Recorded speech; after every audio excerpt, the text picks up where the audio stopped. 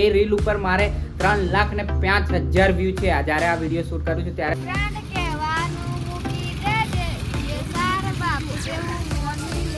सुबह सुबह में जा रहे हैं बंसल मॉल में। ટ્રોલીની હાલત જોઈ શકો છો તમે। જો થોડું વધારે ભર્યું ને તો ટ્રોલી તૂટીને બમ થશે। બ્રિજ બની જશે પછી ગોધરાની કંઈક રોનક જ અલગ લાગવાની છે। શું કેવું તમારું?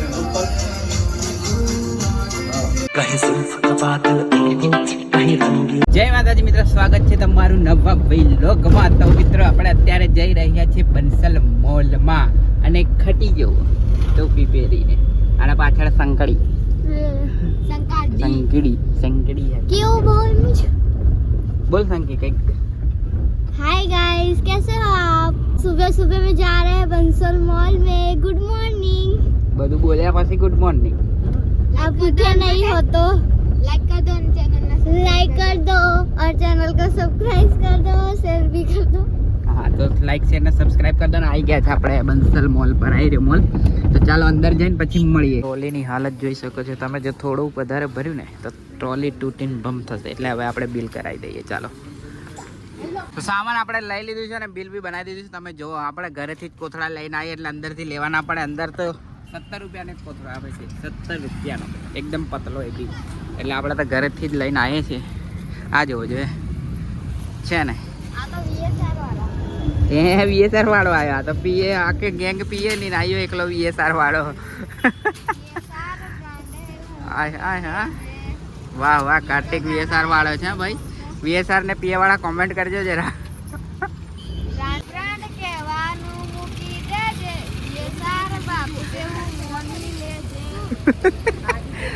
નારિયેળનો ખજાનો લૂંટી લો ભાઈ, લૂંટી લો નારિયેળનો ખજાનો દાહોદ રોડ પર।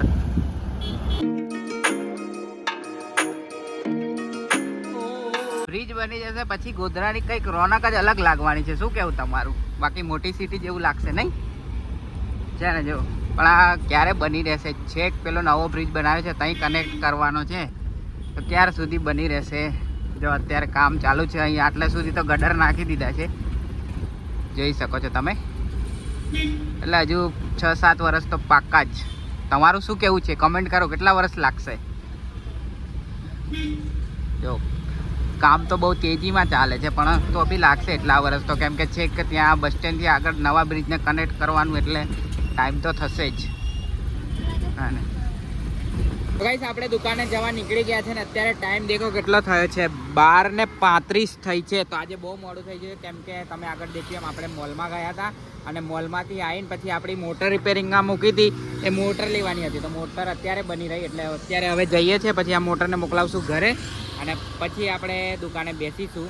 તો ચાલો તમે બ્લોગમાં બન્યા રહો એન્ડ સુધીનો। વિડીયોને લાઈક ને ચેનલને સબસ્ક્રાઈબ ના કરીએ તો સબસ્ક્રાઈબ કરી લો। આપણે નીકળી ગયા છે। આજે બહુ મોડું થઈ ગયું છે। એમ તો દુકાન તો ખુલી ગઈ છે પણ 12:30 વાગી ગયા છે, જોઈ શકો છો। અને આ ગાડીની હાલત જુઓ, વોશિંગ કરાવવાની થઈ ગઈ છે તો જોવું આજે કે કાલે વોશિંગ કરાવી દઉં તો પાછી કમ્પ્લીટ થઈ જાય, કેમ કે ત્યાં માટી બહુ ઉડે છે। તમે જાણો જ છો આપણી દુકાન નીચે એટલી માટી ઉડે છે કે ના પૂછો વાત। એટલે એક દિવસ 2 દિવસમાં જ ગાડી હતી એવી થઈ જાય છે, એટલી માટી રહે છે। તો ચાલો આગળ મળીએ થોડી વાર રહીને। અને આ ઠંડી બહુ છે તો મોઢા પર રૂમાલ બાંધી લઉં ને કે પાછી શરદી લાગી જશે એટલે। મિત્રો અત્યારે દુકાનમાં આપણે પૂજા કરતા હતા, મને અચાનક યાદ આવી ગયું કે આજે તો પોષી પૂનમ છે। તો આપણા પોષી પૂનમનું પાવાગઢમાં ખૂબ મહત્વ છે, કેમ કે એવું કહેવાય છે કે માતા સતીના જમણા પગનો અંગૂઠો પાવાગઢમાં પડ્યો હતો એટલે ત્યાં એક શક્તિપીઠ તરીકે ઓળખવામાં આવે છે। તો આ પોષી પૂનમના દિવસે આપણા પાવાગઢની આજુબાજુના ગામવાસીઓ ચાલતા પાવાગઢ જાય છે અને માતાજીના દર્શન કરે છે।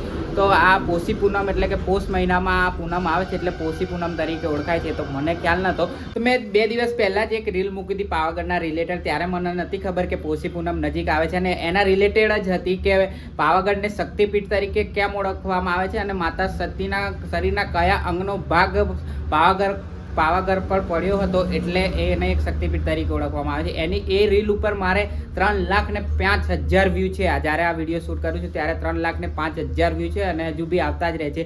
તો એ રીતના હતું પણ મને ખબર નથી કે આ પોષી પૂનમ આવે છે ને આટલું મહત્વ થઈ જશે એ રીલનું। આપણે એ રીલ બહુ વાયરલ થઈ ગઈ છે।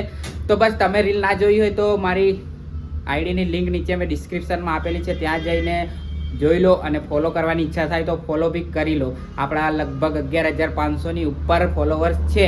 તો તમે બી થોડો સાથ સહકાર આપો તો શું 15,000 જલ્દીથી થઈ જાય. તો ગાઈસ આપણે આવ્યા છે શેવિંગ ને હેર કટિંગ માટે. તમે મારી હાલત જોઈ શકો છો કેવી થઈ ગઈ છે. તો ફટાફટ હમણાં થોડી જ વારમાં આપણો હુલિયો ચેન્જ થઈ જશે અને બેકગ્રાઉન્ડમાં સોંગ વાગે છે એટલે કોપીરાઇટ આવશે, એટલે જલ્દીથી આટલું બોલીને પાછા બંધ કરી દઈએ કેમ કે કોપીરાઇટ આવી જાય છે ફટાફટ.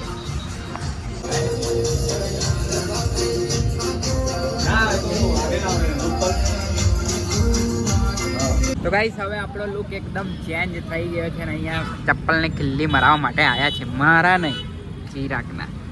દેખો છે ને, નવા જ છે, ચામડાના છે એટલે ખિલ્લી મરાવે છે. પણ અહીંયા જો શાકભાજીની લારીઓ.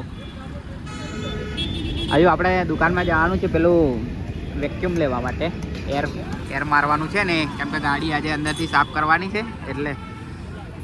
ચણાની ભાજીનો ઢગલો જોવો છે ને, મસ્ત ચણાની ભાજી છે, તાજી તાજી જ છે, મસ્ત. તો કોને કોને આ ચણાની ભાજી ભાવે છે કમેન્ટ કરીને જણાવો. મને તો બહુ ભાવે, વાટેલી લીલા મરચા લસણ, હા તીખી બનાવે, બહુ મજા આવે.